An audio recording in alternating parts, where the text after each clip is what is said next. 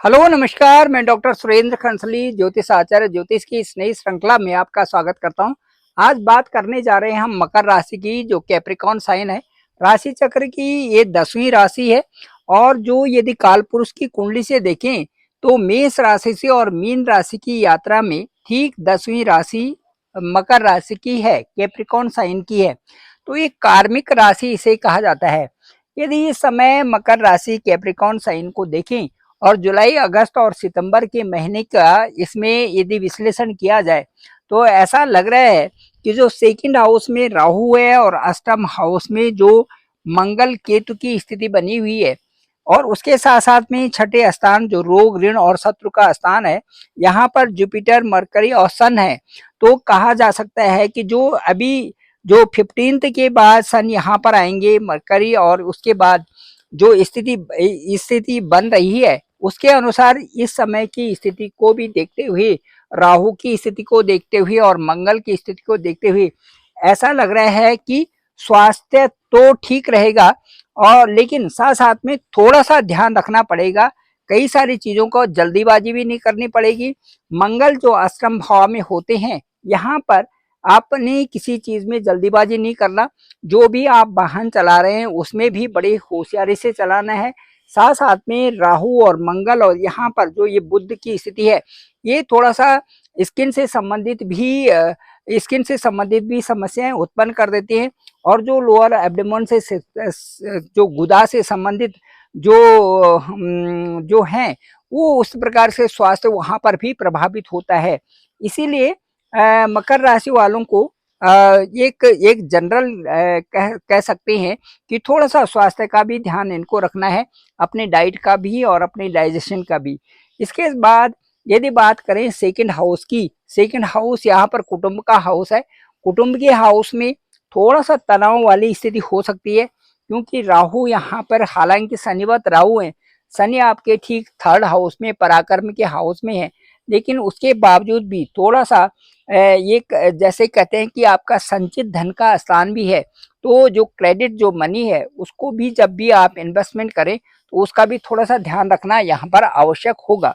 उसके बाद यदि थर्ड हाउस की बात करते हैं तो सैटर्न आपके थर्ड हाउस में है और यहाँ पर आपका पराक्रम भी अच्छा है, भाई बहनों के साथ में भी अच्छा रहेगा और जो तालमेल बना हुआ है वो बहुत अच्छा है, पराक्रम का भी बहुत अच्छा है। इसका मतलब है कि जो भी आप कार्य कर रहे हैं उसमें मेथड्स का भी यूज कर रहे हैं और लॉजिकली भी उस कार्य को कर रहे हैं।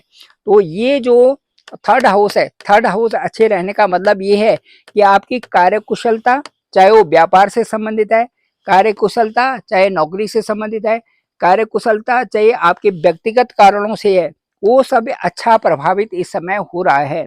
उसके बाद फोर्थ हाउस की बात करते हैं तो फोर्थ हाउस मंगल का घर है और मंगल आपके अष्टम भाव में है। कहा जा सकता है कि यहाँ पर एस्पेक्ट कोई भी ऐसा मैलेफिक यहाँ पर एस्पेक्ट नहीं है, इसलिए आपके सुख स्थान भी अच्छा रहेगा, प्रॉपर्टी से संबंधित भी और जो लाभ से संबंधित भी स्थिति यहाँ पर बनी हुई है। हो सकता है आप सेल परचेज भी प्रॉपर्टी कर सकते हैं, ये स्थान आपके लिए अच्छा बना हुआ है। फिफ्थ हाउस की बात करते हैं तो यहाँ पर जो शुक्र का हाउस है, यहाँ पर आप स्टडी करने वालों के लिए अच्छा है। जितना सदुपयोग समय का करते हैं उतनी ही लाभ की स्थिति यहाँ पर प्राप्त होगी। हायर एजुकेशन हो या जो भी आपकी स्कीम से जो भी योजनाएं आप बना रहे हैं वो कार्य रूप से परिणित होंगे और उनमें आपको सफलता मिलेगी। यदि छठी स्थान की बात करते हैं, रोग, ऋण और शत्रु का बात करते हैं तो यहाँ पर एक अच्छा तालमेल भी है और मुझे लगता है कि आप बिजनेस पे हों चाहे आप किसी और फील्ड में हों, वहां पर आपको कामयाबी मिल सकती है। सूर्य का छठे घर में रहना एक कॉम्पिटिटिव बनाता है और उससे ऐसा लगता है लीडरशिप भी यहाँ से मिलेगी। और आप वहां पर, क्योंकि बृहस्पति यहाँ पर हैं, तो बृहस्पति के रहने से कई सारे जो आपके साथ में परेशानियां होंगी वो तालमेल के उसमें होंगी। चाहे यही कोर्ट केसेस का भी जगह है, यहाँ पर झगड़ों का जगह भी है और कह सकते हैं रोग, ऋण और शत्रु का भी है। लेकिन यहाँ पर बृहस्पति के गोचर के कारण ये सभी चीजें सामान्य रूप से ठीक रहेंगी, क्योंकि बृहस्पति वहाँ बहुत अच्छा तालमेल करने के लिए आपके छठे हाउस में बैठे हुए हैं।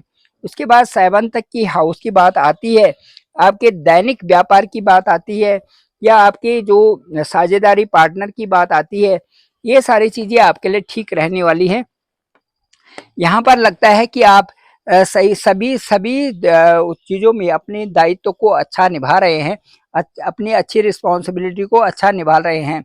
लेकिन साथ में थोड़ा-सा मार्स जो है, मार्स और केतु आपके अष्टम हाउस में है, तो अष्टम हाउस का मतलब ये है कि जो मकर राशि के लिए अष्टम हाउस का है, यहाँ पर तो थोड़ा-सा स्पाउस से संबंधित थोड़ा-सा कष्ट की संभावनाएँ यहाँ पर बन रही हैं। तो इन संभावनाओं को देखते हुए आपने सावधान रहना है और मुझे ऐसा लगता है कि बहुत ज़्यादा तो नहीं है, लेकिन थोड़ी बहुत सावधानी रखनी यहाँ पर आवश्यक होगी। उसके बाद जो भाग्य आपका साथ दे रहा है और भाग्य जो बुध हैं, ये सूर्य के साथ में है, सूर्य बुध आदि योग भी बना हुआ है। अभी बुध यहाँ पर ट्रांजिट करने वाले हैं, उसके बाद जो है बुध का जो ट्रांजिट होगा वो आपके भाग्य स्थान में कुछ ही दिनों में अगस्त सितंबर में जब यहाँ पर होगा, तो ये आपके लिए बहुत अच्छी यहाँ पर प्रोग्रेस देने वाला होगा। उसके बाद जो आपका नौकरी और जो आपका व्यवसाय का क्षेत्र है, इन दोनों में आपको प्रगति की पूरी संभावनाएं जुलाई, अगस्त और सितंबर के महीने में है। विशेष करके जो सितंबर का महीना है, इसमें आपको कोई रिवार्ड मिलने की वो भी रहेगी। साथ साथ में आप नए लोगों से मिलोगे और मुझे लगता है कि आपकी एक जो लंबी यात्रा होगी, उसमें भी आपको बहुत सारे नए लोगों से मुलाकात होगी और वो मुलाकात आपके लिए सुखदायी होने वाली है। नौकरी से संबंधित, व्यवसाय से संबंधित भी आप जो अभी जुलाई, अगस्त और सितंबर, विशेष करके अगस्त और सितंबर के महीने, ये आपके लिए विशेष फलदायी होंगे। इसके बाद यदि लाभ की स्थिति में आती है, तो मंगल से भी देखें, यदि मंगल का हाउस ये है, तो जो मंगल का हाउस एक तो ये है, दूसरा आपका सुख हाउस है और उसके साथ साथ मंगल आपके अष्टम में बैठे हुए हैं। यानी तुम ऐसा लगता है कि आपको लाभ, धन भी प्राप्त होगा और लाभ की स्थिति भी आपके प्राप्त होगी। थोड़ा-सा इन्वेस्टमेंट करते हुए समय थोड़ा-सा ध्यान देने योग्य बात है कि कहाँ पर इन्वेस्टमेंट करना है और कहाँ पर नहीं करना है। इसके साथ-साथ में जो आपका 12th हाउस है, यहाँ पर भी आपके जो खर्चे हो रहे हैं, वो व्यवस्थित ही है। या तो आप अपने परिवार में खर्चा कर रहे हैं, धार्मिक कार्यों में कर रहे हैं या कुछ ऐसे कार्यों में कर रहे हैं जो कि ज़रूरी खर्चा है। बाकी ऐसा यहाँ पर नहीं लगता है कि जो उजुल-फुजुल के खर्चे हो रहे हों और उसमें बहुत परेशानी आ रही हो। तो ये था मकर राशि का जुलाई, अगस्त और सितंबर का महीना। मुझे ये लगता है कि कैप्रिकॉर्न साइन वालों के लिए जो ये साल है, ये बेहतर होगा। कई कारणों से, एक तो साढ़े-साती पूरी हो गई है, दूसरा इस समय राहु सेकंड हाउस में है, लेकिन मुझे ऐसा लगता है कि राहु भी यहाँ से आपकी प्रोग्रेस दे रहे हैं और मुझे लगता है लाभ की स्थिति आपको ज़रूर देंगे। उसके साथ-साथ में जो शनि है थर्ड हाउस में है, थर्ड हाउस में शनि पराक्रम के हाउस में बहुत अच्छे होते हैं। कई सारे कार्य आपको करने हैं, कार्यों को करने के लिए आपको उद्यत कर रहे हैं और कार्य आपसे करवाएँगे।